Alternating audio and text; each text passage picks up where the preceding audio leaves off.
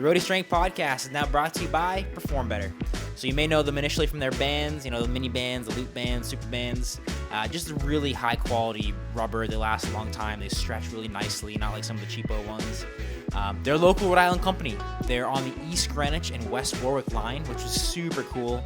But they have reached national and international recognition. This company's been around for a long time.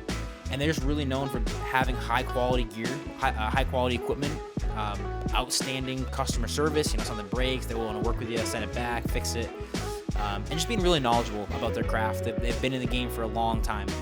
They do a lot of facility design, for the high schools, colleges, but they really work a lot with the pro teams, NBA, MLB, NHL, NFL. They have really good relationships with a lot of these teams. They do a lot of custom build-outs for their facilities, custom build-outs for their gyms, dumbbells, platforms, putting the custom logos in there, you name it.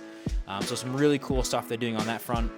As far as education goes, they do a lot of courses. So whether online or in person, they have some of the top level courses in the strength and conditioning industry. And the Perform Better Summit, where you can actually go in there and listen to some of the top people in the industry and actually talk with them after the lectures, which is so cool, which you can't really get like some of this online stuff. But the education, they do really, really well. And the company's just great. It's I've met a lot of people there. They're tight knit. They're good people. So check them out. Performbetter.com and on Instagram at PerformBetter. The Roadie Strength Podcast is now brought to you by Rob Levine, the heavy hitter. We've been really happy to have them jump on as a sponsor. I personally used them this past year. My wife was in a car accident, and they were able to help us along every step of the way through getting properly compensated, making sure we weren't getting taken advantage of by the car insurance companies, and helping through with medical payments. So if you've been in a car accident, it's definitely worthwhile. Just pick up the phone and see how they can help. The Roadie Strength Podcast is now sponsored by Soul Friend Yoga. Find them online at soulfriendyoga.com, on Instagram at soulfriendyoga. They're a locally based Rhode Island company over in Bristol. They also have a beautiful online presence. You can take a look at all their apparel, all their yoga mats online. Really nice website. And their materials and quality are top notch. Me and my wife both have a yoga mat from them. My wife has a lot of their apparel, the yoga pants, the tops, the accessories. Great company, great people. Definitely check them out either in person, online. Give them a follow. Soul Friend Yoga. The Roadie Strength Podcast is brought to you by Strength and Sport Physical Therapy for all your PT, recovery, and performance needs. We help you get back on the field, back in the gym, and back to a healthy and active life. What's our 3-step process? Well, number 1, we want to diagnose the cause of the injury. Number 2, we want to make progress towards your goal. Number 3, we want to push performance and prevent it from happening again. What's our history? Well, we were founded in 2017 within a CrossFit gym, Spartan 360, in Middletown, Rhode Island, with a dream to create a PT clinic that revolves around fitness. Since then, we've expanded to 2 separate locations in Rhode Island, Portsmouth and Providence. We hope to continue to serve Rhode Island and the greater community for many years to come. Our big goal is we want to help you get back to the activities you love. What's our edge? Why are we cut above the rest? Well, we provide one-on-one attention. Every session's with a doctor of PT. This helps you get the most out of your rehab. We provide a variety of techniques, whether it's dry needling, cupping, exercise, correctives, and we base our rehab basically on the most up-to-date research, whatever is evidence-based. And we specialize in athletics. We walk the walk of fitness and sport. We have certifications including the CrossFit Level 2, the USAW, CSCS, SCS, we do bike fitting, we do running analysis, concussion rehab, dry needling. Really, we want to build a better you. To get in touch, give us a call or text 401-239-2784. You can give us an email, matt@strengthandsportpt.com. Follow us on Instagram @strengthandsport. Check us out online, www.strengthandsportpt.com. What's going on, guys? Dr. Matt here, host of the Roadie Strength Podcast. We've got another special guest on today, Domenic Angelino. Hey. So just to give you a quick background. So expert personal trainer, exercise scientist, fitness writer, health and wellness consultant. You got your Masters of Public Health through Brown, Masters of Kinesiology at URI, Bachelor of Kinesiology URI, Bachelor of Psych URI. You have your CSCS, ACE certified personal trainer, NF personal trainer. NF is an NFPT. NFPT, IPTA, and then ACE, FNS, which is for nutrition. Quite a few certifications there. Yeah, it just kind of happens over time. It's kind of like, like how, like, sometimes you're like, I just want to get a cat, and then you end up with like more cats over time because every time you see a cute cat, you're like, okay, I kind of want to like. You're like, oh my god, why do I have so many cats? Yeah. But you're never too upset about it. Yeah, you look back and you're like, well, it was kind of worth it. So. Sure. Really cool. So we'll dive into some of those certifications in a second. Some of them I'm super familiar with. Some of them I'm not as much. But I like to start these off with the rapid fire questions. These are mostly just for fun. But you're a Providence guy. Yeah. Or did you we'll get into this. I guess did you grow up in Providence or the surrounding area? Yeah. I did. I grew up in the Broad Street part of Providence. Not too far from here. Yeah, pretty close. Yeah. All right. So some of the questions are somewhat related to that. But favorite coffee shop in Rhode Island? Ooh, so I don't drink coffee, but I do go to tea shops. So I like going to Ceremony Tea in part because one of my friends used to work there, so it's kind of wholesome because I'd like run into her and there'd be like those nice hello moments. Yes. Where is that? Ooh, that's right off of Thayer. Cool. Okay. There's another spot. I don't do a ton of tea, but Tea in Sahara is another cool spot. Fox Point area. Yeah, I've been there before. Nice. All right. Next one, we got favorite restaurant in Rhode Island. Ooh, okay, so this is Marchetti's in Cranston. I don't know if you've heard of it. Marchetti's, yes. Yep, I've been there. It's so amazing. Yes. Like, I was sold when I was a poor college student, and I saw the quantity of food versus the cost. Yeah, fantastic. That's a great answer. I haven't been there in a while. I haven't heard the name Marchetti's in a while, so that's a nice pull. I like that. Favorite recent book, and maybe it's a textbook, which is fine. like I was actually thinking about this in advance, and I like considered the textbook route, but I'm going with manga actually. Okay, yeah. Yeah, like very like unconventional, but like I like anime manga, things like that. Spy Family is the manga that I've read most recently and that I absolutely love. It's super adorable. Premise is that they're basically two people who are functionally spies and hiding their identity from one another, and they need to enter into a fake marriage with one another to maintain their kind of like cover. And neither knows the other is a spy. So it's a kind of like comedy thing that's like a little cute. Love it. Awesome. I don't think I may have gotten one other person drop an anime related book for that, but great. Also, another great pull. Nice job. Favorite. I don't know if you're a podcast listener, but favorite recent podcast. So I've been listening to a lot of Pod Save America, if for any reason. Nice. Isn't just because the pun's great. Nice. Yeah. Very good. I like it. Good. And is that more of like kind of current news ish? Yeah, it's current news, like politics-y. It's run by a few people that were staffers in the Obama White House like a while ago, and they one of them was actually Obama's speechwriter, which is really cool. Nice. Because like I feel like you see like speeches people give, and like the actual speechwriters are very different than like the person that gives them. Sure. Yeah, and he had some pretty great speeches. So that's probably a well done podcast. Next question, we got favorite Instagram accounts, and I'll the way I usually describe this one is it could be could be fitness related, could be something that is just entertaining, could be something that comes up on your feed and you're like, oh, that's funny. So, stuff you've been liking recently. Okay, so Cats with Jobs is honestly amazing. So like I don't have a current Instagram account, but they're on like every like social media platform, and they're also on Instagram, but seriously, it's worth it. Right, nice. And I have a question on that later on, because that's one thing I always will try to do with the guests is like stalk them a little bit online. So I'm like, oh, he does not have an Instagram, but you have. Oh, I guess we'll get into it now. You on Blue Sky. So is that? And I've heard a tiny bit about that, but is that kind of like a It's like almost when I was on it seemed almost more like a Twitter. Yeah. Okay. So from my understanding, it's like a sort of decentralized Twitter. Gotcha. So that if anybody buys it, you can like export your data and like move it to, I guess, like a different host site. I don't really know how much too much about how it works, to be honest, but that's how it's explained to me. And so it felt like it was like if I was going to have a social media site, it's like a long-term investment, so I don't have to worry about like packing up if the site changes. Right. Makes sense. Okay. Were you on Instagram previously? When I was younger, when I was in like high school, to early college, I had an Instagram, which was just like like this is me at the gym type of Instagram that everybody had. But I deleted it when I was like I think 21 or so. Fair enough. Yeah, that's cool. And I saw from your account you have I don't think you've been on there too long. Is that true? No, not that long. No. You have some pretty good traction on there. Yeah. Yeah, that's great. That's fantastic. Next question, we got somewhere you've traveled recently. So I went to Canada with a few friends, Cool. not that long ago, and it was so fun. I did go to the French part of Canada, so I had to just kind of guess what every sign meant when driving. Nice. But it was really adventurous, and I loved it. Montreal area? Montreal, yeah. Very cool. Awesome. All right. Favorite footwear right now? Sneaker, either gym or just in general, just walk around. Honestly, in general, like I really like bootleg Converse, like because so growing up, I always thought like the marketing got to me when I was in high school. Converse was always like really cool, Yeah. but my feet were always too wide to fit in them. And then Sure. eventually, I discovered that there are like these like discount like bootleg brands that have like wide versions, and so I'm kind of like in Gotcha. love with that. Nice, nice. Are you wearing them right now? Yeah, Uh, yeah. See, Oh, nice. All right. There you go. So you get the wide toe box is feeling better for you on those. yeah. Cool.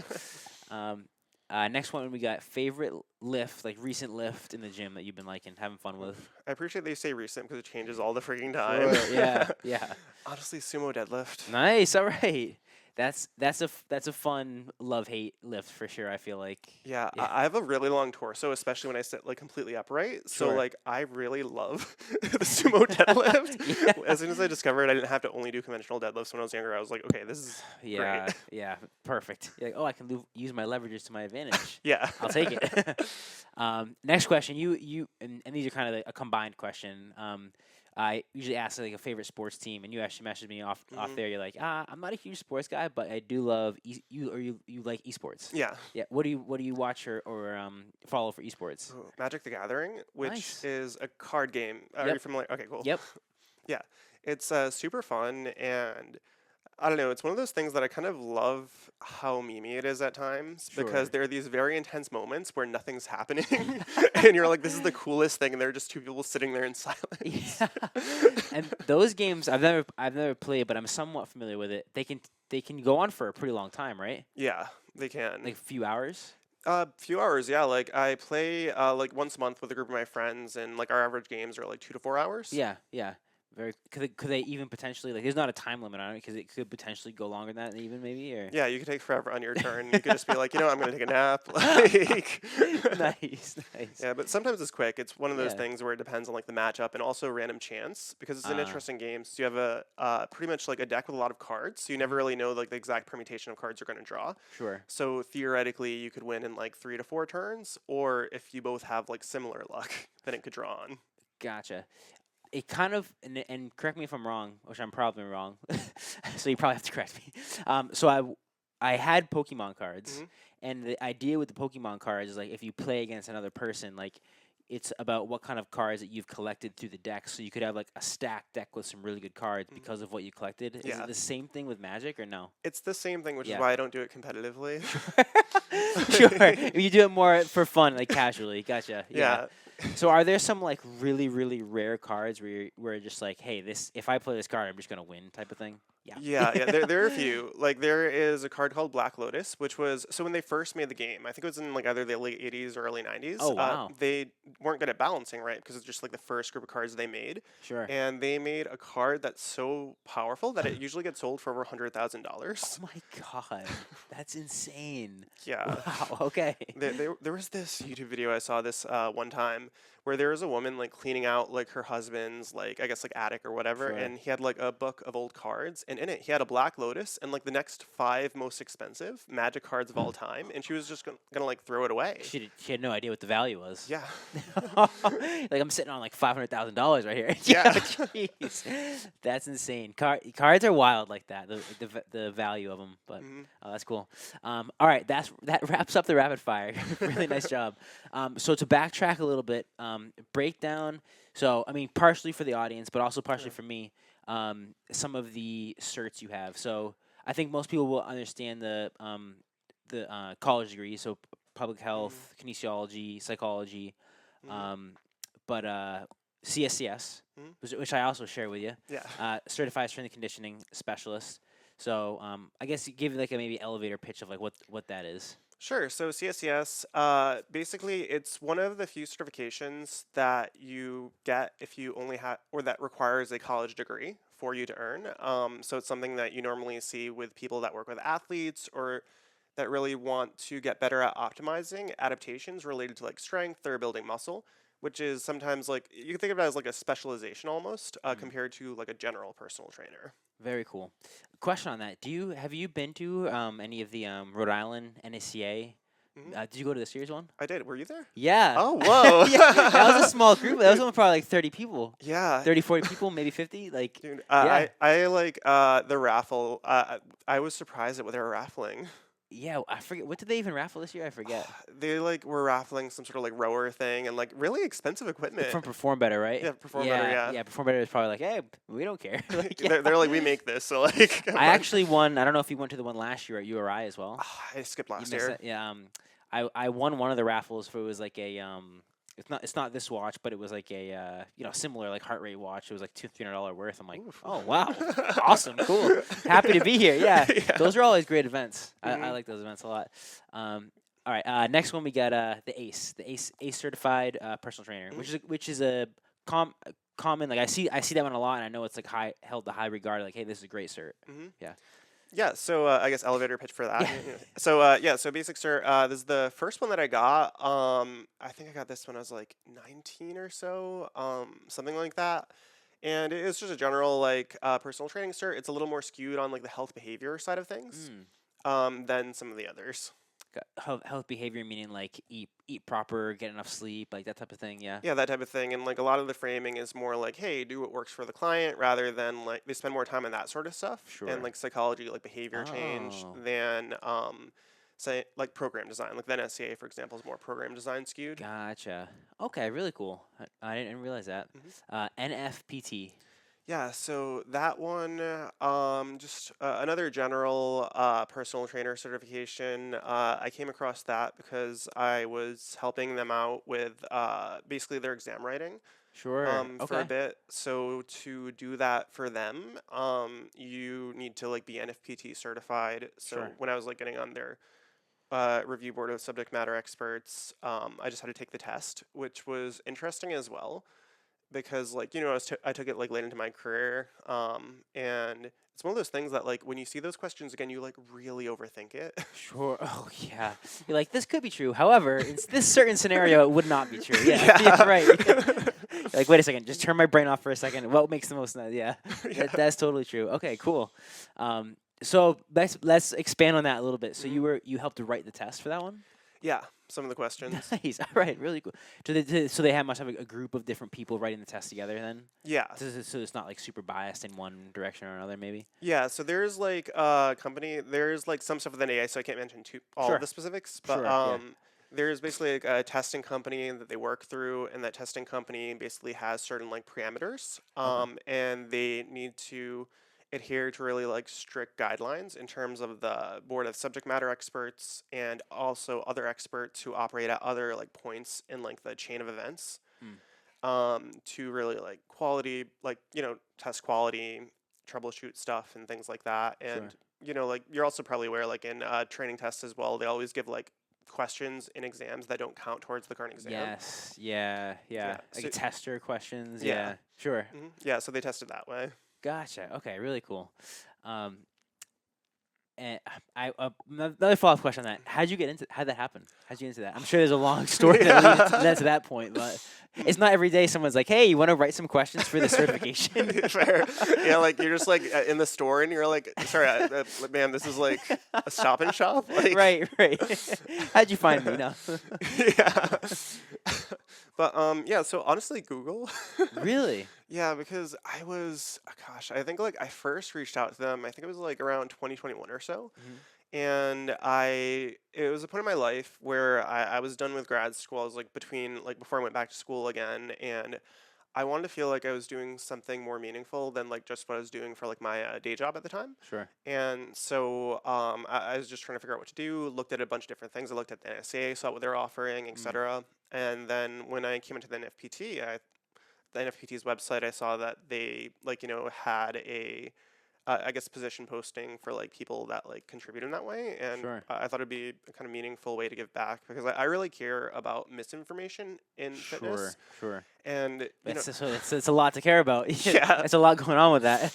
yeah, it's like It's a never-ending battle. it is, and like our industry is so bad with it compared to Yeah. others, and So since it's something I cared about, I thought like, hey, like if I have like a role on the education side, then I can at least like help Right. with ensuring like the quality or standard of information is at least a little higher than otherwise. And yeah, I really care about that. Question on that, and there's no I don't think there's a right answer to this, but why do you think our industry, the fitness industry, has so much misinformation to it Hmm. compared to Ooh, others? so I have a few theories on Okay, this. yeah. So one of them, I think the main thing is the standard of education compared to other healthcare fields. Sure. And so that also like goes into how people get paid as well, right? Because Yeah. like you don't, for anybody that isn't aware, like you can work as a personal trainer without a certification. It's a certification, not a license. So in the Sure. US you could just do it. Yeah. And the norm also isn't even to get a field related bachelor's degree. So what that Mm, does is it creates a trend, right, where like the people that are more interested in investing in education are the people that go to like a DPT school, right? They become physical sure. therapists or they become like a PhD or they go outside of the scope of just like a normal gym personal trainer. And so then Right. you have all these environments where like people, which is fine, you know, people are operating within the scope of education they have, but like the system, right, it just structures it so that your education is the equivalent of like one gen ed class. And Right. Right. that's not a lot to go off of, but then people still trust that, right? They say, oh, this is a professional. Right. Right. Yeah. And so yeah, I think that's a really good point. It's like the more education you get, the more separated you are from the actual consumer of Hmm. who you're giving the information to. Yeah. Um, and yeah, go ahead. And another point on that actually. So I've worked with a lot of apps and websites over time, and I Sure. think a big thing that drives it is the business model that a lot of companies adopt is very similar to the Planet Fitness business model, Mm, where the idea is that a lot of revenue comes from getting people through the door sure. into engaging in fitness, but not like maintaining that behavior. And Sure. Sure. so because of that, right, like a lot of companies, they they invest in whatever sounds good, whatever pitch Right. makes sense Right. rather than what works because like it costs more money to actually help people like succeed. Right. And there are some companies that do that, but like that's far from the norm in my So it's experience. almost like dirty marketing or dirty sales, and to a point, it's like, let me just take your money, and we don't really Mhm. care if we help you or not. Yeah, pretty much, Yeah, yeah. fair enough. All right, that makes a lot of sense. And if you're flipping through like fitness magazines, that's probably most of what you're seeing. Yeah. 90-day fix. Eat this one thing. Like this fake. It's like, wait a second. This doesn't sound right. Yeah, None of this information is good. no, and that's so true, right? And what you mentioned, just jumping off that, it Yeah. like reinforces the same idea from different companies reinforce the same idea because the same stuff sounds good. Like, the same Yeah. lies sound good if you say, "Hey, you could get a six pack in 30 days," and Right. that's your claim. You'll hear that from five different companies that have never met. Like, Right, right. Yeah, and then they just choose a model with a six pack and like this is what you'll look like. And like and that's actually going off another tangent. That's probably part of the issue too with like the yeah, social media world, Instagram yeah, world. The people who have the six pack or look the fittest, mm, they have an automatic degree of like, hey, I know more than yeah, someone who's in a lab or something like that. Yeah, yeah. yeah, And I agree, and that's a good point because I feel like there is a interesting bias in our field compared to other health professions right, where people trust you based on how you look rather than your education. So you could right, have somebody that, like, like everybody who's been in the classes that we've been in, we're also in those classes. sure, So, like, if somebody is, like, let's say, like, over fat or doesn't, like, necessarily look that attractive, like, sure, they still learn the same information. And it's completely normal for people not to apply information to their own life if they learn it. Similar to like a doctor, they don't necessarily like treat themselves for cancer. And right, a lot of people understand the difference between like a coach and an athlete. Like, right, but right. it's just like that's true for everybody in fitness. Yeah, yeah. Like maybe an extreme example would be like, um, Bill Belichick when he was Yeah. for the Patriots. Like maybe he may not have been the best football player ever, but he was a great coach, like Yeah. most winningest coach of all time. So it's like, um, but yeah. So yeah, I think it's another probably just general. And I don't know how you would combat that. It's Yeah, like, I think my always the solution I always feel like is the best is something that's not accessible, which is just mm, regulation in the U.S. sure, Because I sure, feel like if we had also because like sometimes there's like a range of certification companies and like some are kind of scammy, some are more yeah, legit. And that also comes from like a lack of regulation. If we were able sure, to say in a standardized way, like nursing or something, right? You need this amount of education and you need to like check these boxes, then sure, suddenly everybody that is promoting this information has and working in this field, they have to have that level of understanding. And that right, also translates then to companies, right? Because right, then the people working at like app companies are always going to have a baseline level of understanding. App companies can't just like skirt around that requirement. Right, right. I think that's a good point because I know nutritionists deal with the same issue where like anybody can easily get like a nutritionist degree, Yeah. which is like a small degree versus like someone who's like a registered dietitian. Mhm. And I've talked to a few registered dietitians, and it drives them crazy. Yeah.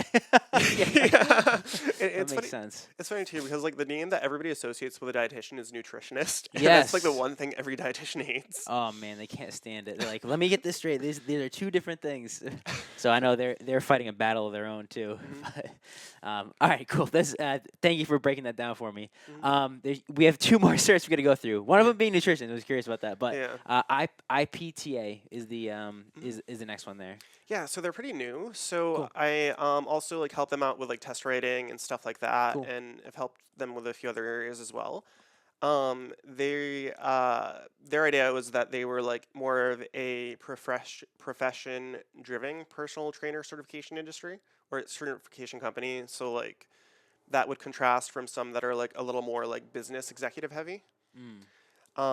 And they're still new. I think they launched their certification this year. Oh wow. Um, but their focus is more just like on a practical, like applied sort of stuff rather than like the basic science. Like they still cover all the basics, but it's like Gotcha. they focus more on like, okay, like what do you actually do as a trainer? Right. I think that's helpful. I mean, when I took the CSCS, I was a bit surprised how there was a lack of applied, Mhm. um, either like testing or education, and it was mostly the science.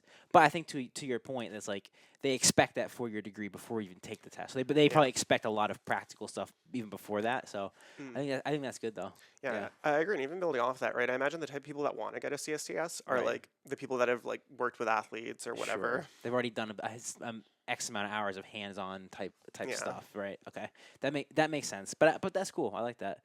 Um, and how was it kind of similar way that you got in with that certification A too, or little different. They reached out to me, cool? and then like yeah, I just moved forward naturally. It worked out. Yeah, awesome.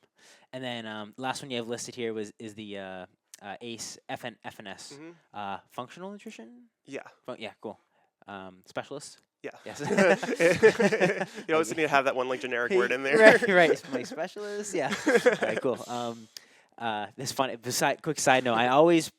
Because a lot of the CSCSs call them coach, so I always screw up what the CSCS stands for, even though I have them like certified strength and conditioning coach. I mean specialist. Shoot. All right. So yeah, so elevated pitch. Yeah, on the ACE FNS sounds like a nutrition specialization through the ACE certification. Mhm. Yeah. Yeah, so it's a pretty basic one. It's not very like in depth, but it's just like think of it like a sort of like pseudo add-on to ACE's personal training certification. So it's one Cool. of those things like it was one of those years, I was like, okay, like I could pay for like CEUs or Sure. like I could Sure. just do this, and Yeah. I noticed it was kind of like a gap at the time. Like I was very familiar with like or generally familiar with nutrition because of like classes and stuff you naturally take going through school. Yeah. But I thought like it doesn't hurt to like learn Oh, more. 100%. Like I mean, it's all that stuff.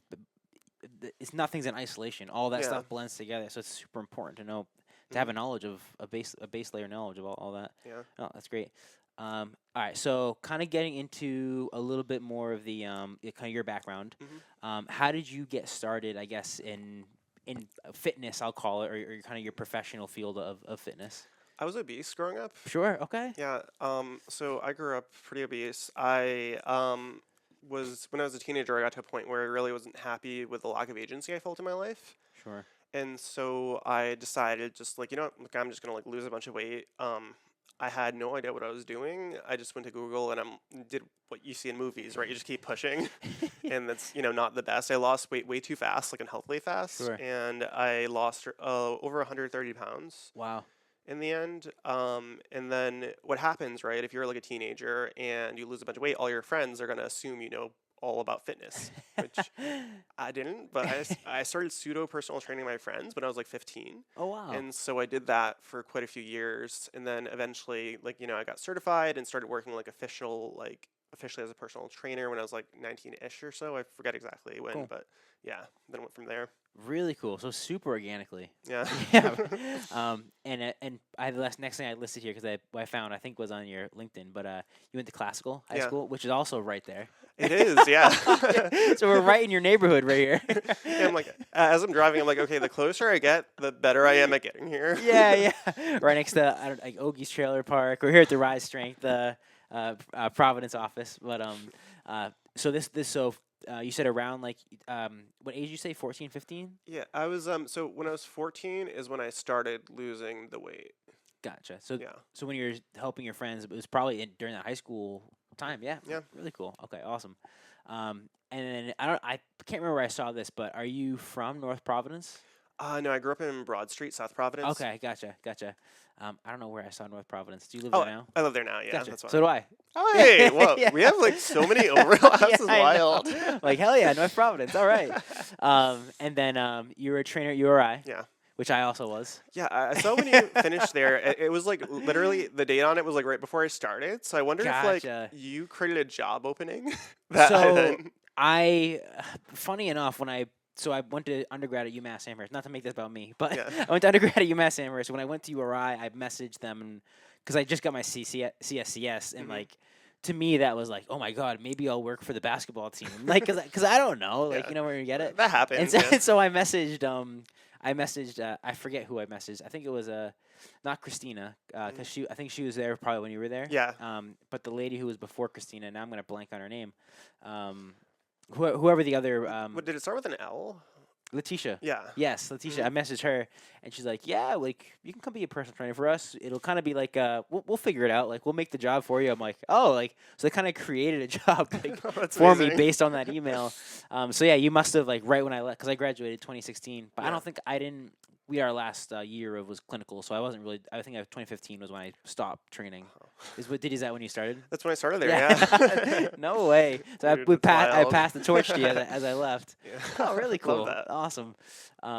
So you're training there, which is great. So the same thing, you're getting like the applied science and the hands-on at the same time, which I thought was super helpful. Yeah. Like what you learn in class, you can kind of apply to the people you're working with. And also like a lot of what they did too, like you had an option of working with like a lot of like athlete teams as well. So you kind of got the vibe of like one-on-one versus like group exercise versus like occasionally they'd have like staff come in. So you'd work with like people that would need to go a bit slower, which I thought was really helpful early career. Yeah, it was really cool. And then you're right. Okay, cool. So bring me through a little bit. You graduated URI. What made you want to go from I got my bachelor's degree in kines. Let me get my master's, and then let me actually go to Brown and get my public health, master public health. How did that journey go? Sure. So by the time I finished my bachelor's at URI, I was still figuring out like what I want to do with my life. At first, I was leaning a little more towards the psych route, than the like actual like physiology, etc. Like exercise route. But then I did an internship at a psychotherapist's office, and I realized it would be very emotionally draining. And I didn't think like I'd have the emotional durability to like 100%. have that career. And I thought about it, right? And I was doing research with I don't know if you knew Jacob Earp. He was like a professor at URI. Because I was just grad school there, I didn't know a ton of. I know Hatfield. Oh, that's it. Yeah, she was on my thesis committee. I saw that you co-authored one of your studies, which I'm excited to talk about that. But yeah. She's so strong, like impressively strong. Yes, and her dad was like Dr. Squat, I think. Yeah, and like they name a bar after her family, the Hatfield Bar. Like insane. Yeah, what so a great impressive. asset for URI to have her there. It was really cool. Yeah. But yeah, so I was doing research with a professor there, and I don't know. I thought about it, and I decided, like, you know what, maybe I should go to grad school. At the time, I was thinking maybe get a PhD. I was the first person in my family to go to college, so I was still like, exploring the idea of furthering my education. Totally. And that eventually led me to do the master's. During that, I realized academia isn't for me. Sure. And then after that, I just worked in private industry for a bit, and then I got to that point that I was talking about when, like, around the time where I reached out to the NFPT, and I felt like I wanted to do more with my life, and I wanted to get better at what I did. Since I found that I really liked, I mean, I like both, right? Like, I like individual one-on-one training because I feel like when you help somebody directly, right, there's a large depth of support Sure. that you can provide. But I found for me it was a little more natural to do things that impacted a lot of people in a less steep way. Sure. So, Sure. I thought about that, and like Brown had a program in health communications, specifically like health behavior. Hmm. Uh, and I lived in North Providence, so I was Yeah. like, well, it's right there. I can like Right. apply. Right. That's really cool. So, and I like how you said that. Like, yeah, one on one is great, but if you can cast a wider net and help that many more people, you're exponentially helping a ton more people overall. Yeah. So that's pretty cool. Um, and then you did the Masters of Public Health at Brown. Where did you go to from there? You said you worked at a couple different jobs, or was there a gap in between those two? So, pretty much, I didn't. So, in between the MS and the MPH, so I finished my MS during COVID, which is not the best Nice. time, All right. especially at our industry, I gotta say, because like breathing heavily next to people was not what people wanted to do then. No, no. It was very wild. It was Wild West for a little bit. It was crazy. There Yeah. was there was a massive. I mean, because we didn't know, but there was people like at the CrossFit gyms. They were putting up plastic cubes like in between stations for group fitness. It Yeah. was wild, but we got through it. I love that. It's like the least group fitness. Oh my god, it was bad. It was so bad. But yeah, during that period, I was just doing like freelance work, different things here and there, exploring that, which I liked because it was like I was able to have like a diverse kind of impact. Yeah. And then eventually, I wanted to help out a bit with the pandemic. And somebody I was like dating at the time, she used to work for the Department of Health, and she was involved in like contact tracing and like helping just like you know uh, curb the progression of COVID, at least locally in Rhode Island.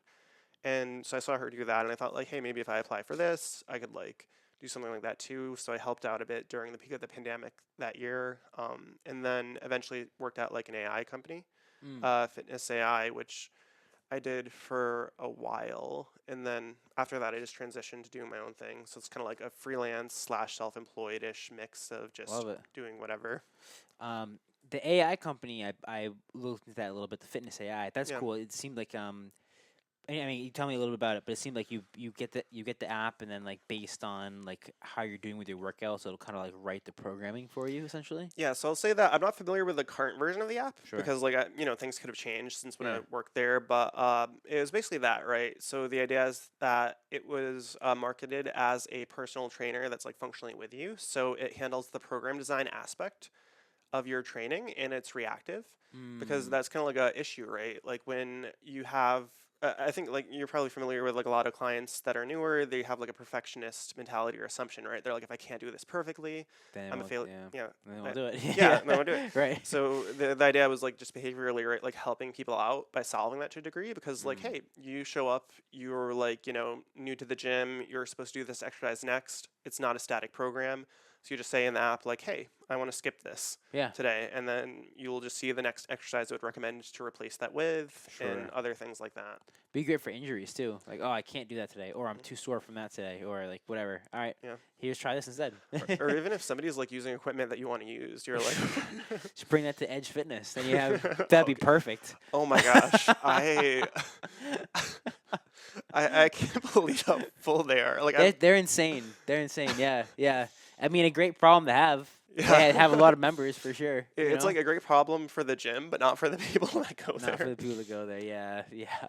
Definitely avoid that 5 to 6, 5 to 7 p.m. time. Oh my gosh, I was shook. Like the first day I went, I was just like, I can't. Do you go there? No. I mean, you would know why, but Yeah, like, yeah. Where do you work out now? oh, so right now 2 gyms. So I normally have two Yeah. because I find that it's like a lot of exercise. It's like the same joint actions Sure, repeated for decades sure. Yeah, because you're like, okay, like you could slightly vary things, whatever, but yeah. functionally I'm like flexing my elbow.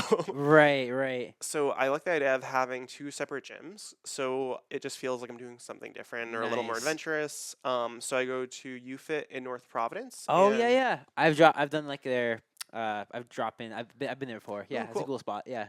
And then I go to Anytime Fitness in Johnston, which is 24 hours. I kind of like that. Nice. Yeah, that's super clutch. I'm kind of the same because I have the PT office in 2 different gyms, so I like that variety of like when I'm here, I work out here. When I'm at Bullfrog, the other gym, I work out there. So it is nice. It gives a good mental switch up. Yeah. No, that's really cool. All right, so you did help work through the pandemic, which is really cool. The fitness AI stuff. You did some test writing, subject matter expert for the certifications. As far as the freelance stuff, now this was really interesting. As far as and slash freelance subject matter expert, ghostwriting, consulting. You have listed on your website. You've done some commentary in like GQ, Time, Newsweek, Today. Is that the Today Show or is it Today? It was like the art. It was like the website. Today. So it's Okay, yeah. like an article. Okay, actually, cool. Runner's World, Women's Fitness, Peloton. Those are massive companies. Yeah. Those are massive. So how'd that go about? Like, and what type of work were you kind of doing for them? Oh yeah. So it happened. It was related to the IPTA stuff. Cool. So one of the people there who's like super amazing, like he reached out at one point to like me and said like, hey, we're like getting in contact with all these different like organizations, like media organizations, and they just wanted like somebody like internally to just be like a subject matter expert that was like basically doing that. Sure. So it sounded fun. I thought it was cool, and that kind of like went along with like the thing I mentioned I care about, or the misinformation thing, because like I feel like the Yeah. more information you share, at least that fights somehow. Sure. That like 100%. Yeah. so that happened, and then you just kind of like continue with that. Yeah. Oh, that's awesome. Give me an example. Like, what were some of like the articles or pieces that you were writing for like some of these? Pretty varied. I was trying to think. So sometimes they had like questions about like Or is it like ghost written so you can't really say or? So some of the things are ghost written, but Sure. a lot is like me. Oh, cool. All right. Awesome. The ones on my website have my name associated, but there are ones that I've like ghost written for like at in some way, some capacity for like other people. Sure. Which I don't know. I don't know what the norms are, to be honest. I genuinely don't know. Right. That's cool. But some of them are signed with your name on. Yeah. It. All right. Cool. Yeah. Gosh. Sorry, I'm just like because like. But scrambling the brain. Yeah. What about like Peloton? Do you remember that one? Gosh.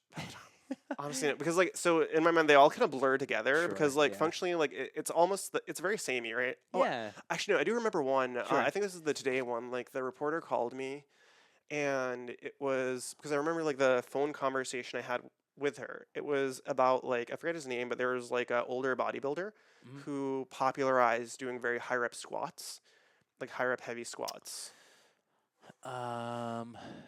Bodybuilder.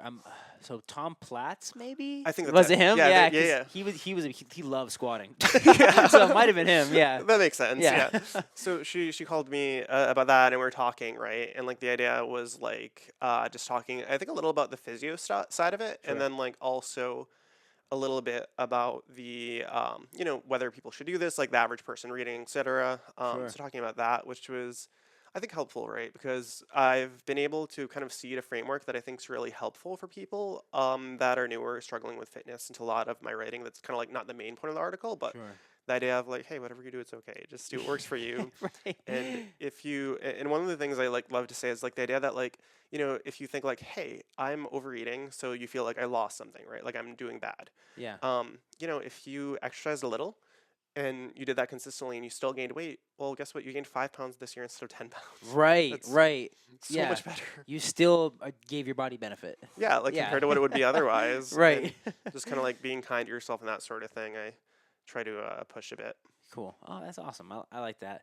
And it's very like science based, but also at the same time like I think tangible information and logical information for a lot of people. Like okay, that makes sense type of thing. That's cool. A couple things just to briefly talk about too. What was some of your work with Providence Parks and Rec? Oh, so this is actually kind of cool. So I love this. So so I worked for the Providence Play Corps. I did that for like basically they only operated really during the summers, so like basically 2 summers. I was a park leader basically at during one year, then I was the director the year after.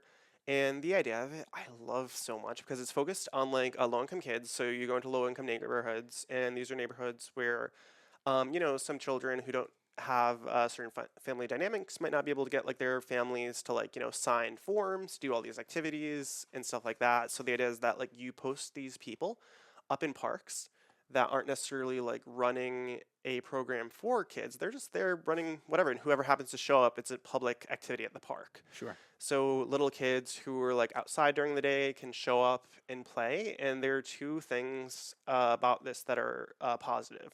One is that we had structured it in such a way that like the way that you interact with kids is very like you treat them like a person, like a friend almost, rather than like an authority figure, which is something Sure. that a lot of kids who just happen, if there are any kids there that happen to have like not the best like parental like environment, that's really meaningful because it says that's implicitly communicating like, hey, you have value and you Yeah. could do this. And we'd create like means of play through household items, which is something that, it's signaling like, hey, it's okay if you don't have like a lot of toys or games or Sure. whatever. And Sure. like, hey, this is a soap bottle, but like, guess what? Like an empty bottle of like soap, but like, guess what? You could have fun with this. So it's like one of those things where it does bring that value to them, like outside of that. And we always seeded it. I love this because like you set things up in the morning. So you could set up like kind of complicated-ish things that are almost complete, and the kids show up, and you're like, what should we do today? And the kids like basically they like think it's their idea, and Yeah. so they feel like Yeah. really proud when they do something that's like really complicated. Sure. Sure. And Like, oh, I thought of this. yeah, That's cool. I loved it so much. One day there was this little girl, like I'll never like forget her. She wanted to give me like a present because like the kids like you get connected to them and everything. Sure. And so every day she'd show up and she'd take duct tape and like she'd wrap it around like another piece of duct tape, and it became this duct tape ball that grew and grew and grew throughout the summer. And I didn't know she was making this as a present for me, but she just gave me this like massive ball of duct tape at the end of the summer, and it was so wholesome. Oh, she's like, I worked all summer on this. Yeah. This is yours now. That's fantastic. That's probably pretty heavy. Yeah. Yeah, pretty big. Yeah. Especially for her, she was Yeah. like small. Like You need more duct tape. You're like, more duct tape? Oh my god. it's like, are we sure? That's really cool. Was it like? Do you guys change different areas? Like, what parts of Providence do you do that in?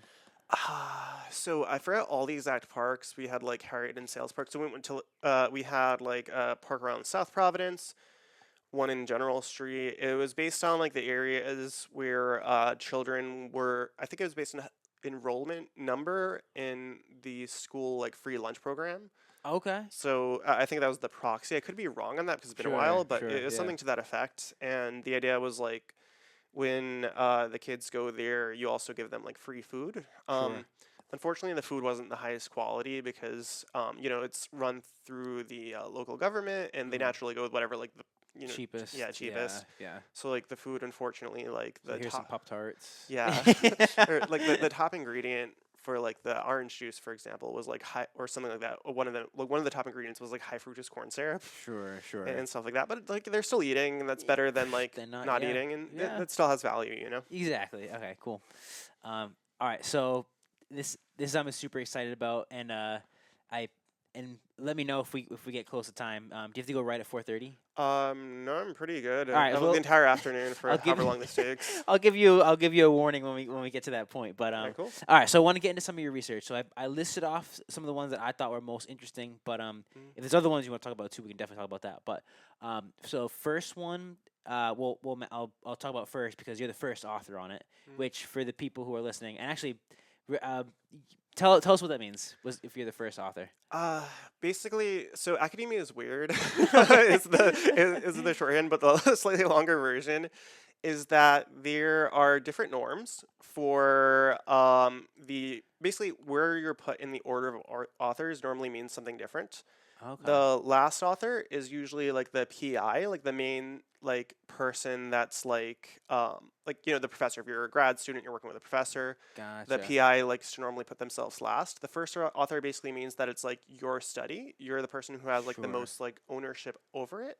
Sure. And it's one of those things that like, and also likely the person that spent the most time with it. But it's one of those things like a lot of professors that are really kind, they do, right? Like they like their students that work with them, they're like, hey, I'll be last author and you could be first author. Sure. I didn't realize that. That's cool. That's cool to know. I had assumed that it was like the first author meant in some ways like ownership of like this is my study type of thing, which in some ways it does. But I guess like you said, like if there's oversight of a professor, that makes sense. Okay, cool. And it's really like dependent on the personality group, because like some professors in some instances, I think it's less common these days, but they're like, I'll be first author.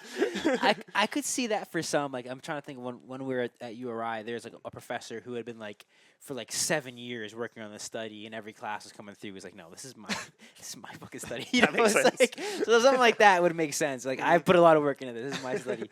Yeah. But so the study is I'll read the title of it: comparing acceleration and change of direction ability between backpedal and crossover run techniques for use in American football. Yeah. And that was published by the Journal of Strength and Conditioning. Yeah. Which is a massively like mainstream journal. That's not just some random journal. Yeah, it's like I think it's like the flagship of the NSCA. Sure, yeah, it's an important journal in the fitness and sports world, probably the journal really. But so and I didn't get through and read any of the abstracts on these. So you're gonna have to tell me what you guys found, what you studied and what you found. Yeah, so that one, the title at least fortunately is self-explanatory, because some papers like the title is just like, what is this? Yeah. But yeah, so basically we looked at the difference between like acceleration and change of direction ability for two different types of running, basically running backwards and running to the side. Sure. So crossover run is the running to the side one, back pedal, running backwards. And that's important because, like, if you're playing a sport, not just like the sport of football, but like really anything where this could be relevant, right? You want to go from point A to point B as efficiently as possible. Yeah. So you could factor this in the amount of time it takes to change directions into like your training, coaching, whatever, right? The finding was pretty, like, it made sense, right? Like we looked into like forces, both kinematics and kinetics. But we found that the speed of an acceleration of the crossover run and backpedal were very similar during the first few meters, but then after that the crossover run blew it out of the water. Sure. Which I think I don't remember the exact conclusions we wrote, but like it's been like years of like learn more about exercise science over time. So like my current like thoughts on it, I'm not sure if it like perfectly aligns with what I said at the time, but like I think a big part of it is proprioception and stride length. Just inherently, right? Because like in that first 3 meters, if you're like backpedaling, you aren't necessarily like catching yourself from falling as much, but then if you're trying to go fast backwards, that's hard. Yeah. Yeah, but like if you need to rely more heavily on proprioception than a crossover run, whereas like if you're running to the side, you could kind of at least see, even if in your periphery, what's happening. And also, of course, like stride length, right? Like you can't take giant steps backwards unless you want it to look really awkward. Right.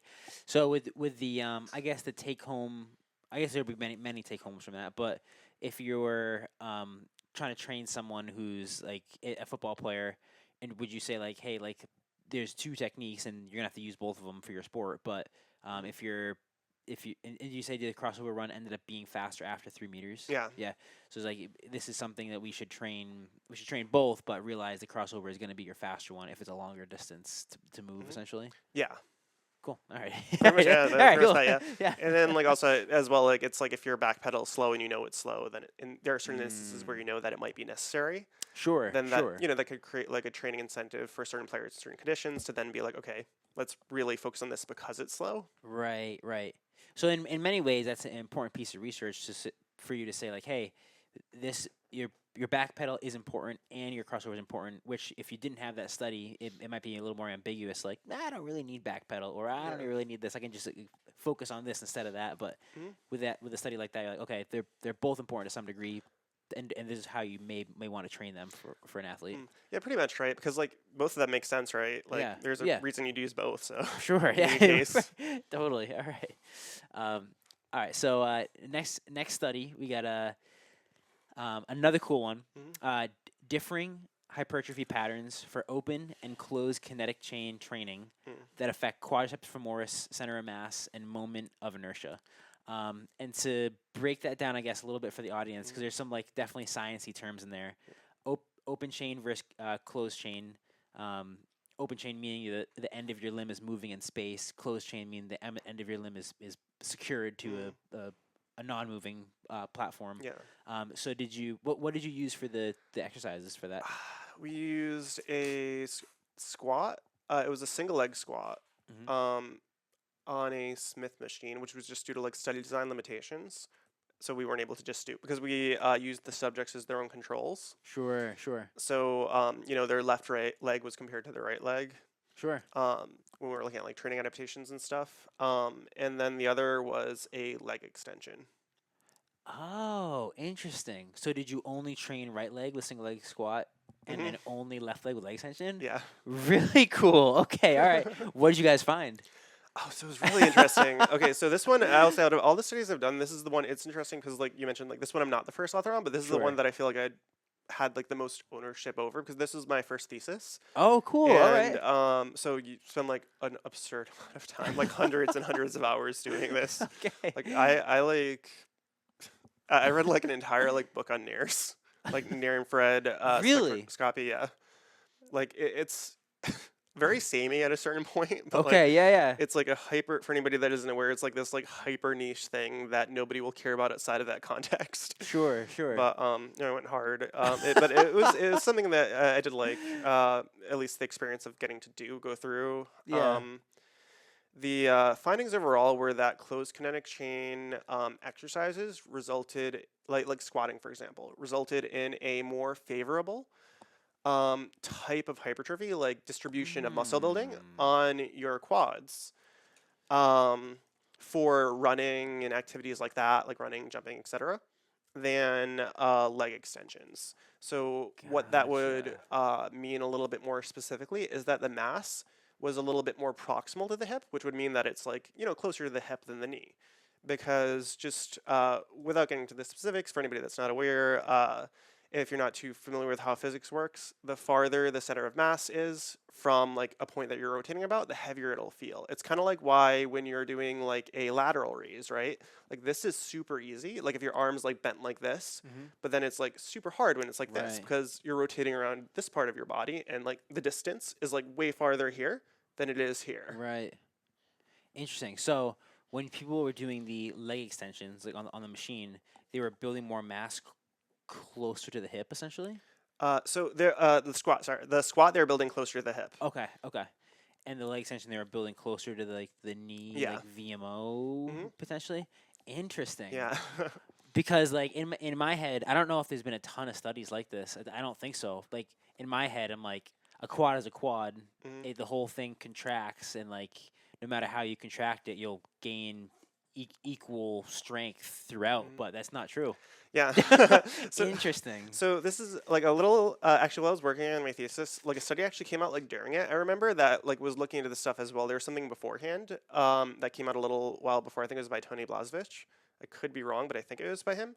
And there was like another that came out during it that was looking at muscle morphology and like that muscle shape can sometimes change and based on training differences. And Huh. there are like a few theories, like as far as I'm aware, there isn't like a definitive like this is why. But there Sure. are a few different theories of specifically why. One could be related to like motor unit recruitment, which is interesting Hmm. when you're dealing with like submaximal loads, or I mean even at maximal, right? There's going to be like preferential use of like motor units. Sure. Um, but like we always historically assumed that there is going to be a linear increase in the recruitment of motor units as you lift heavier weight, which basically means you're basically recruiting more muscle fibers in a certain order from small to big, the heavier you're lifting. Right. But some people conducted some research and they looked at it and they're like, hey, it actually seems like the motor units for some situations fire in a different order depending on the specific task. Interesting. So that's one of the components that I would speculate about. The other is just another main one I think is related to like muscle bellies, right? Because like Mm. the quads, they're like a bunch of different components. The rectus femoris, which is going to be like a little bit like closer to your hip than some of the other muscle bellies. It has basically two main functions, right? So it can act on the knee and it could also act on the hip. Right. And so when you're doing like a lot of like open chain things, like you're going to be partially flexing at the hip, and Right. so the rectus femoris is going to be a little bit preoccupied. Sure. So Sure. that could be part of the reason that that skew occurs. Sure. Okay, it makes sense. Um, it also is interesting because, like, I know I'm guessing you may be familiar with some of the studies about like how, at least in the PT world, they used to always be like, oh, you can't isolate VMO from the Mm, rest of the quad. yeah. But it sounds like with this, like, in some ways, you could isolate maybe not the VMO itself, but pieces of the quad Yeah. from each other. Hmm. which is really interesting. And Yeah. I would say maybe part of it's like it's not like true isolation. It's just Sure. like a bias, a skew, and Sure. Sure. I think that's where where I think the view has changed over time Yeah. in research because it was viewed like what you mentioned, right, which makes sense. It was like historically seen as more of I think a dichotomous thing Yeah. for a while, where it's Yeah. like all or nothing. But Right. it's like Right. because like I'm still training like the VMO if I'm like extending out my knee, but I could like disproportionately like push it in one direction or the Right. other, and Right. then if that's all you do, Right. Right. like Then yeah. Then sure. yeah. No, that's really cool. How did you guys measure hypertrophy? So this was while we did like MRIs Wow. and Okay. we had like a bajillion slices Wow. and of everybody's thigh, and then we had to use I think we used a cubic spline method to like interpolate basically we like used math to like model what the quad would look like based on the 2D slices. Holy smokes. And then we looked at the size of each of the muscle bellies, and then like the total size, and we just did like a pre and post, and then like a pre and post, and then compare left and right.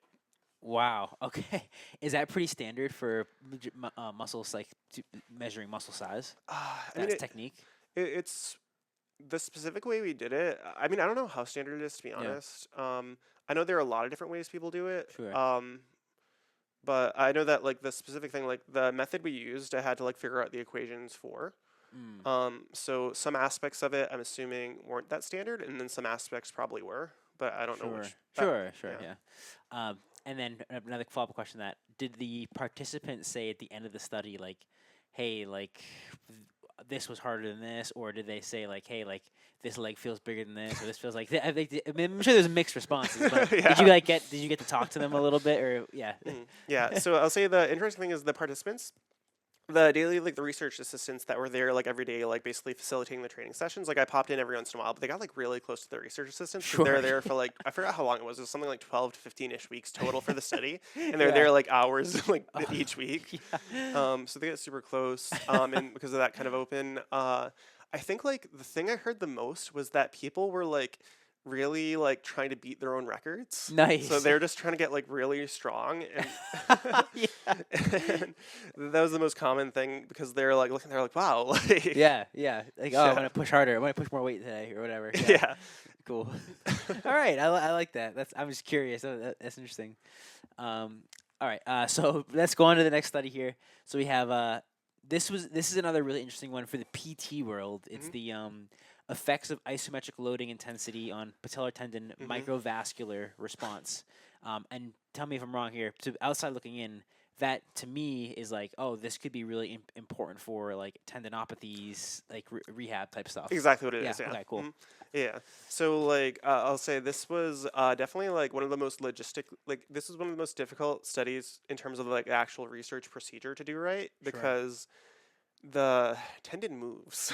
Okay. Yeah. And Yeah. that's a problem when you're trying to stick a very tiny sensor on it Sure. and make sure that it's very like like stuck Sure. enough to get like the deep measures. Sure. Like for anybody that doesn't know how NIRS works, basically it's a sensor. It emits light from one side of the sensor, and then there's something on the other side that pulls it in. Then it measures the amount of time it takes for that light to go through from point A to point B, and then it uses that to infer what the light passed through, basically. And it's NIRS. Yeah. Near infrared. Spectroscopy. Cool. Yeah. It's like a really intense word.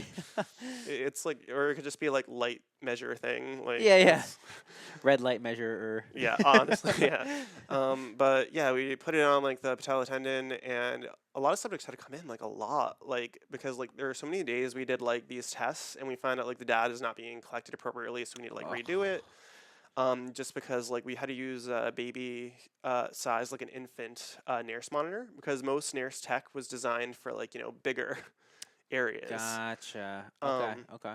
But we did that. The findings made sense. I think the load was around 50% of MVIC, basically like So we basically found the load at which hemoglobin and other things that help deliver oxygen stop going up, which for anybody that's interested, that's super helpful for physical therapy because you want oxygen in blood to go to places that are injured because it helps them stop being injured. Right, right. That's where the good stuff comes in. Yeah. The blood brings the good stuff. Pretty much, yeah. That's why we have so much of it. Like, Yes. So you found at 50% MVIC, anything less than that wasn't helpful, or it or was, but that's when okay. it stopped increasing. So like at that point, Oh, it's okay. like so there wasn't like a good enough extra benefit to doing like 75%, right? So it Gotcha. wouldn't Okay. necessarily be worth like adding in the extra fatigue like just because of that point. Gotcha. And also it's great because like you're doing this isometrically and you get to Yeah. replicate something without requiring dynamic movement, which might not be the best for everybody. Sure, sure. So how did you how did you use like a machine to like how did you get them to contract? We used a biodex. Okay. And we had a visual feedback. So the person was like in a chair. They were like hooked up to like a bunch of sensors for like the near stuff and everything. Hmm. And we did like testing to basically see what their VIC was. Then we marked on this, and it basically was like a force graph. So you Yeah. just see like whatever the force output is. Once we find their like actual like peak force output, we just put like tape on that line in the graph, Mm. and then so we identify that, and then based on whatever like fit whatever the percent is for the conditions, we put tape at those points too. Gotcha. And then for each different condition, they'd go to the appropriate tape, and they'd hold for approximately 5 seconds just to make sure we get like a good reading, and also because sometimes like if you're like pushing, you could actually push it a little harder if you like Sure. try a little harder, so that accounts for that like bias. Yeah, yeah. And it was like I'm gonna so the Biodex was this at URI? Yeah. So I think I know. I don't know if it's in the same room. Is that over on the PT department side? Is the machine there? No, it's No, on the kin side. it It's on is. the Okay. second floor. Oh, okay. Where they do like the Wingate testing and stuff like Yeah. that. Yeah. Mhm. And it was the quad tendon you guys were testing I or think patellar tendon patella or tendon. okay, Yeah. cool. And were you literally just doing like a basically like the quad extension machine, having them push against it and then measuring like. Hmm. Gotcha. Okay, really cool. Um, no, that's and so with a 50% so MVSE max voluntary, what's the I? Isometric. Isometric. Thank you. Contraction. So beneath 50%, you're getting increased blood flow, increased blood flow, increased blood flow, and then right at 50%, you're not getting increased blood flow. Hmm. After that, it's just what neurological Yeah. or like just increased muscle contraction, but not as much blood as or a very like minuscule amount of extra Yeah. blood is getting. So from a rehab perspective, that's fantastic because like a lot of times we don't want to push people to a max. Yeah. Yeah. Makes So sense. Yeah. it's like, hey, as long as we can get like, there's a Goldilocks zone of like, if you do not enough, I mean, something's better than nothing, but typically like there's a Goldilocks of like, this is the perfect amount of contraction or intensity, Yeah. and like if you do more, we might be pushing too much, type of thing. So that's cool Yeah. to hear that there's like, as far as blood flow, that kind of overlaps to the same Mhm. area. So Yeah. yeah, that's really cool. And then so what did you guys end up finding as far as what was the general consensus from that study? Um, just yeah. I mean, we just found that it was like an effective means to increase blood flow. So Yeah, like we were just like, hey, like you mentioned, like it could help rehab and like it's useful just to have that information. yeah. Um, so a lot of the tendon research is eccentrics. People love eccentrics, Yeah. super helpful. But I have heard more recently that like isometrics are, and I think there's been a bunch of studies on this too. Like, hey, these are also can be equally as benefit Mhm. to people with or have it maybe as another piece of the program for people, isometrics and eccentrics and slow reps Yeah. can be helpful for people with tendon with tendon type issues. So that's cool. And so you guys were at the time of you guys doing, do you know what year this study was about? Uh, I will say just like backtracking a little Go ahead. that Yeah. I think like maybe one of the mechanisms might just be like maintaining contraction thinking about it because Mm, I'm wondering like I don't actually know if this is true but just like an sure. Yeah. internal like working theory is like Yeah. maybe it creates a sort of like pressure pump for like blood Sure. um because then you'd have a similar ish effect with like slow eccentric and isometric because functionally you're occluding a little bit when you're contracting. Right. Right. Gotcha. Yeah. So you're helping literally, because a lot of times in people in the hospital bed after they have a surgery or something like that and they can't move, they tell them to just do the calf pumps just to get Yeah. literally a mechanical pump of blood through the Yeah. body. So you're kind of getting the same idea with the So Hmm. that makes sense. Yeah. So you get the mechanical tension of like the Hmm. strengthening plus the blood pump. Yeah. Those are two good things for healing. Yeah. So We need them. Yeah. Uh, so yeah, so you said what year ish you said did it? we collected the data 2018 through Oh wow. 2019. Were you guys seeing a lot of or papers about isometrics for tendon healing at that time, or I I don't. feel like you might have been on the forefront of that. To be honest with you. Yeah, I mean, I don't really remember there. I think at the time, like, there wasn't a lot, like, or obviously not as much as now because Yeah. people make stuff over time. Yeah. But I mean, part of the idea was that naturally you always target for a gap, right? Sure. So Sure. there wasn't a lot, but I don't know exactly how much there was Yeah. at the time. It's. I mean, maybe it's just my personal bias isn't the right word, but like I hadn't heard a lot about it until like somewhat recently. I'm like, huh, that's Sure. cool that you guys were doing that back then. Yeah. And that was in the Scandinavian Journal of Medicine. Another huge like you see stuff that like the studies coming from really high quality studies are coming from that journal all the time too. So that's cool that was published in there. Yeah.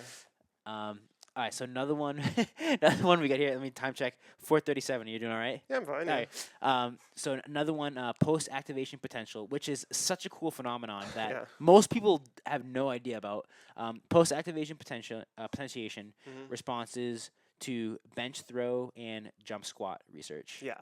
So that one, I don't think ever got published, as far as I'm Oh. aware. So the research was done. I had written, I think it was like 11 to 12 drafts of the paper. Oh. It Will it was come out, you think? I don't. I feel like at this point it's one of the things that goes into like a backlog and like.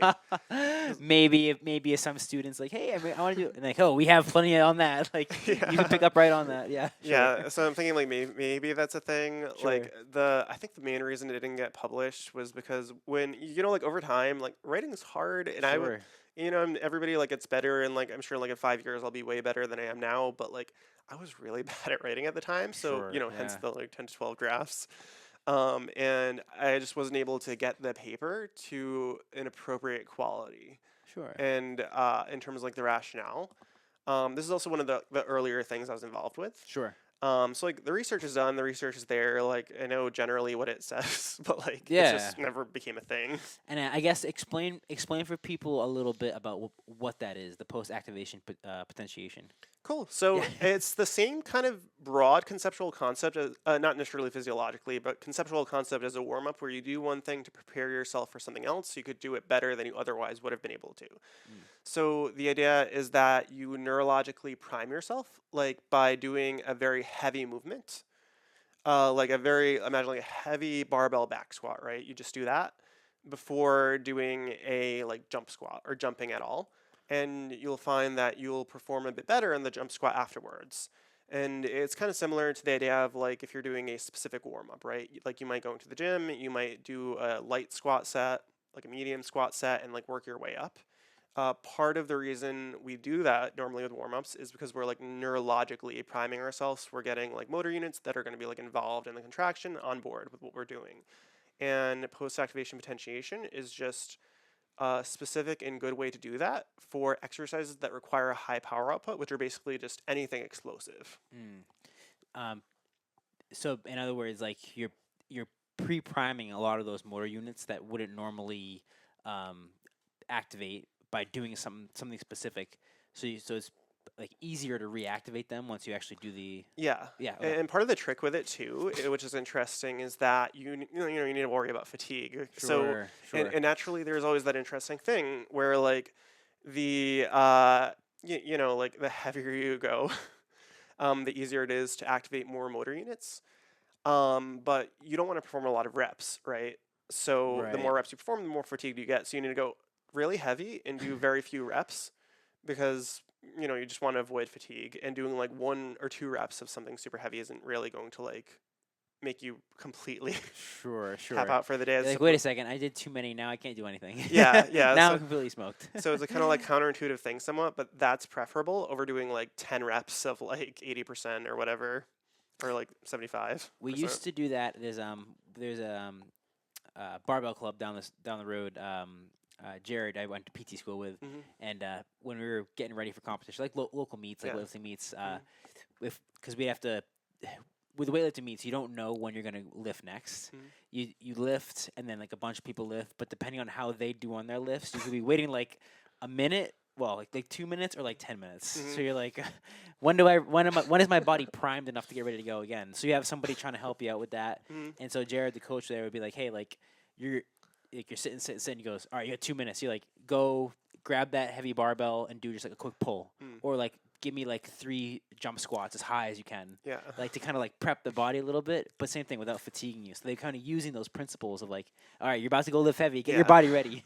Yeah, pretty much. Like I worked with an athlete as like the guy that like helps that person one time. So I was like coaching this dude with like behind like at a local powerlifting comp. I think it was like Northeast. Yeah.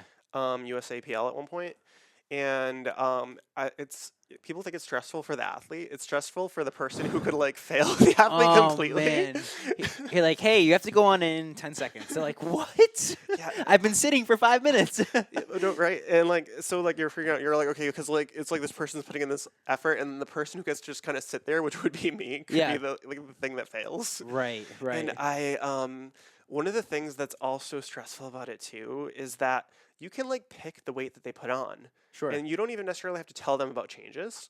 Yeah. So there's something, I was actually with another coach there. So it was me and another coach helping the same athlete. And we, the other coach was like absurdly strong. He's like ridiculous. He's like a really great powerlifter. But we were debating whether or not to increase a weight for his squat without telling him. Because we're factoring in psychological stuff, right? And we saw his pull, like his deadlift, was so smooth. And his like, because you normally get 3 attempts in powerlifting competitions, his third pull was like freaking like 15 to 20% over like our like reach target. Yeah. Like it was like, I don't know what it was that day. He just did it. Yeah. And then so we look at that and we're like, okay, so we increased his back squat by like 2.5 to 5%. Yeah. And we were really nervous. Yeah. Because if that doesn't go well, then he's gonna come back at you and be like, "What the hell?" Yeah.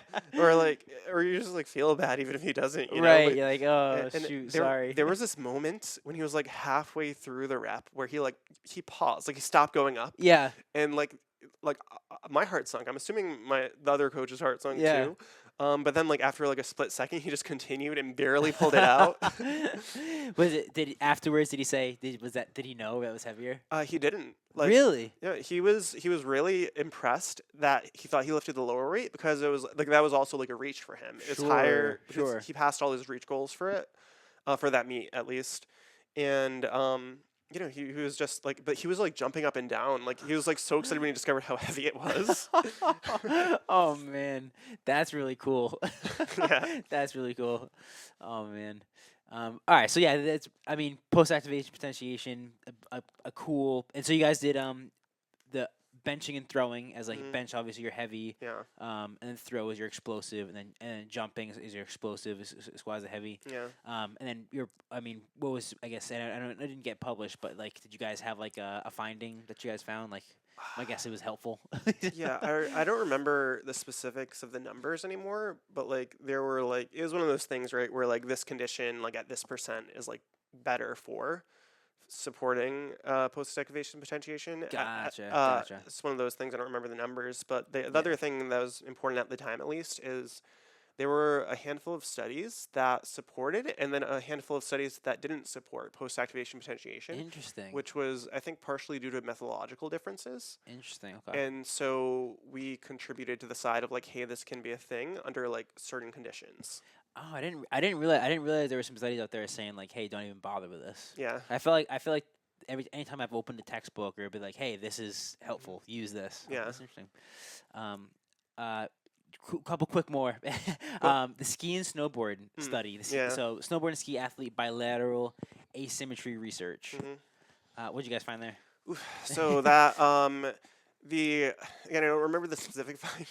That's all right. I'm asking you to pull from way back. Yeah. So just broad strokes. Yeah. So We did find that like the force demands are quite different for different maneuvers. So we're looking at like rear and front leg force demands and like the slopes. We were at specifically like a ski academy that's like a feeder into like X Games and Olympics. Cool. I forgot what state it was in. I think it was in Maine, but I could be wrong. Sure. Yeah. I remember we were like housed up in like a cabin there with like the research team and like snowed in for a bit, which is fun. That's awesome. Yeah. And yeah, we just found like there is a bilateral difference, and then like we naturally looked at differences in like flexibility and balance through like a whole battery of different like balance and flexibility tests, like the YMCA one, Yep. the YMCA balance test, and a few other things for ski athletes as well. Yep. Yep. Does skiers seem to have a difference, or it seems like they're pretty symmetrical Yeah. with what they're doing? Yeah, much more so Yeah. than Than the snowboarders. Yeah. Yeah, and we were also looking at like gait and stuff and seeing if that was predictive. So we had like people like walk like from point A to point B while we're like measuring them with different sensors and stuff. Um, yeah, the findings were all pretty much what you'd expect, but I think like the part because like an abstract was published for like that stuff. I think it would matter most for like coaches that are working with those specific athletes and want to optimize performance on a specific part of like snowboarding. Sure. So you're Sure. like, okay, when you're like jumping off a ramp, etc. And then you can like better mimic that in your training, like specificity, right? If you know. Gotcha. Like, hey, your back leg needs to be super strong in like hip extension. Let's do some rear elevated split squats or something like that, like or whatever. Yeah, type of or thing. like it's okay to have actually a training asymmetry. If, Sure. like, Yeah. because that's one of the things. Like for normal people, you're like, no, I don't want to have like a bilateral asymmetry. That's the worst. But, like, Right. if you find out for some reason like you need to like double force production on one side, it's like, well, that side's more important. Like that's all right. That's what we're dealing with. I think there's probably an opening for a lot of sports like that. Like obviously baseball is an easy one. Like Yeah. their arm's gonna be way more flexible on that throwing side versus the other side. And rowers, people that row on one side again their entire career. Yeah. It's like, hey, some of these asymmetries we don't need, and that's important for the PT world. Yeah. Because we're always like, fix your asymmetries, but like some of these asymmetries we need for the demands that they're putting on their body. So Yeah. yeah, it makes sense. Kind of like to think of it like an actor, like they might like lose a ton of weight like unhealthily fast for a role. Sure. It's like, sure, we don't recommend that for the average person, but like their job is like acting. Right, they need to do this. Fair enough. And then quick broad strokes over these two, because these are really cool too. The positive psychology research. Ooh, yeah. So this was something as a research assistant for an undergrad. We were looking at gratitude specifically. And so it was this thing, right, where it was like we're looking at like gratitude journals, and like the idea of it for the gratitude aspect of like positive psychology research is like, hey, like does your mood, your feelings about yourself, etc., self-perception, is that something that like changes when you reflect intentionally on things that you're grateful for? And I was involved more in the like literature review side of it than the actual like data collection. Sure, I did like talk a bit about like study design and stuff like that. But that was my first exposure to like being involved in psych research. Sure. I'd say it's pretty cool. I think it's helpful, and it's one of those things that's interesting, right? Because you like have like it changes the way you frame things. You know, you're like Yeah. you could view anything in like a million different ways. Right. That's cool. I mean, I know there's a ton of advice out there of like, hey, like gratitude journals, like positive thinking, like so cool to see. Mhm. Definitely cool to see that. I don't know. Did you end up remembering like what you guys found with that? I know I'm not asking you to pull way back That's right. there. That's all right. That one definitely not. No. That's all right. We got last one here. Mobile app Oh yeah. mediated exercise, ecological momentary assessment research. I'm not even sure what that means. See, this is one of those instances where like the science names for things are so intense. Yeah. We literally just like another way to say that is like it's like, hey, we had like a mobile app and we're just like occasionally have pop-ups show up asking how you're feeling. That's like the plain language way of saying that. Love that. Yeah. Love that. So the actual like so what it was basically, right, is we were looking at how people actually feel during exercise. Okay. Because a lot of tools that we use in research are subject to recall bias, right? So like if you look back Mm, like earlier in the day, yes. I'd imagine a lot of instances people are probably going to have like a positive bias with because they feel accomplished afterwards, right? But like in the moment, you're like, this sucks. Yeah. Especially if you're somebody who's like new and trying to lose weight or whatever. And so the idea is we were looking at the feasibility of that as like an evaluative method, Yeah. just asking people like both like what are you like right now in the moment during exercise, and also at different points in their day when they wake up, when they go to sleep. And so what I did is I approached it from like a qualitative lens. So instead Yeah. of like quant research, it was basically like talking to and interviewing and like doing qualitative coding for participants who were in this like much bigger like exercise study to see like how EMA is just the shorthand for it, Sure. EMA worked for them, what they felt about it, and things like that to just support its use as like a tool, just Mm. because it helps. Yeah, yeah. Like, is this tool effective? Is it an effective tool for what you're looking to study, type of thing? Yeah, Yeah. and then off of that, I created like a psychological model for a theoretical model for like the factors that like influence feelings towards EMA, which could then be Sure. used to like inform study design. Because one of the issues with EMA is like people don't stick with it because like if you're like sprinting or something or like Right. you're like I don't want to like answer a survey right now, like Right. and so people don't stick with it. So it's like, hey, like, create a model. These things matter. So if you're like if you're creating a study, doing more research, now A impacts B impacts C. Factor that in. Totally. Okay. Really cool. All right. So we'll start to wrap. We're almost an hour and a half in. We'll start to wrap up here. So my wrap up questions are anything in store for the future? Anything you're excited about?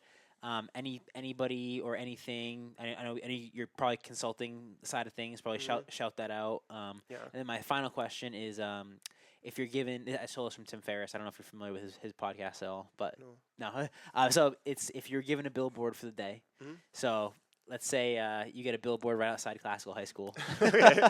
or right on Broad Street. You get a billboard. I think there are some billboards on Broad Street. Maybe Maybe I don't know. I I don't know, don't look small up at ones. billboards normally. I'm like, Yeah. Well, you get one for free for okay, the cool, day. cool. You can put anything you want on it. Typically, people might choose like a favorite quote or like a mantra or something just to say to their community, something like that.